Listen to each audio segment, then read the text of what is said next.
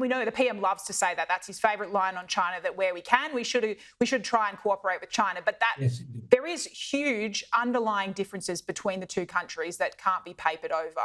The fact that leader-level talks are presumed good, surely, from a diplomatic perspective. But where to from here? Do you think we will see a visit from a senior Chinese leader to Australia next year, potentially President Xi himself?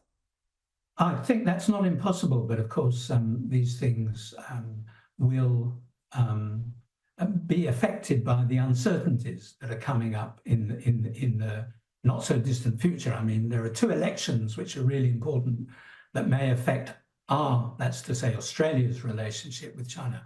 One is the election of the new president in Taiwan, and the other is the election of the president in the United States. And both of those could create great uncertainties, not only for China, but also for our relationship with China.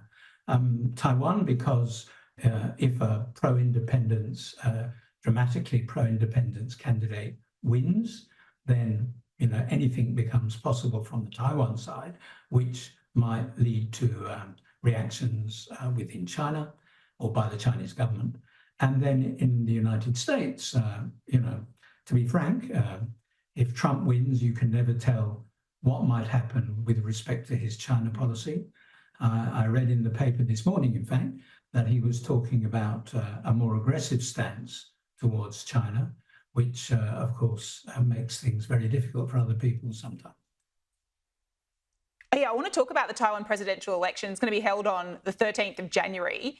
How, if there is if that pro-independent candidate wins the election, what are the big risks? Do you really see it as a viable option that Beijing would have some sort of military action in the Taiwan Strait? Is that actually a realistic prospect? No, I don't see that as being, well, it depends what you mean by military action. So let's start at the obvious absolute disaster scenario, which is, will they invade? No.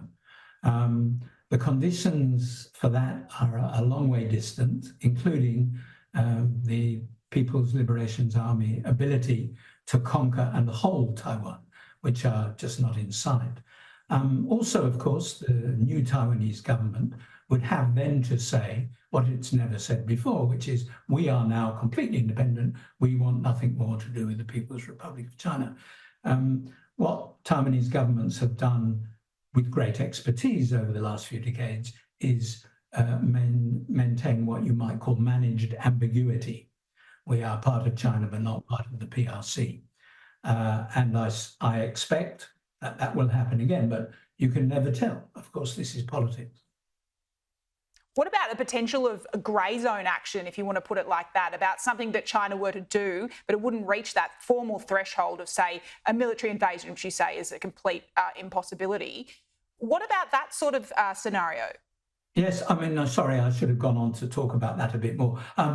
In the event that there are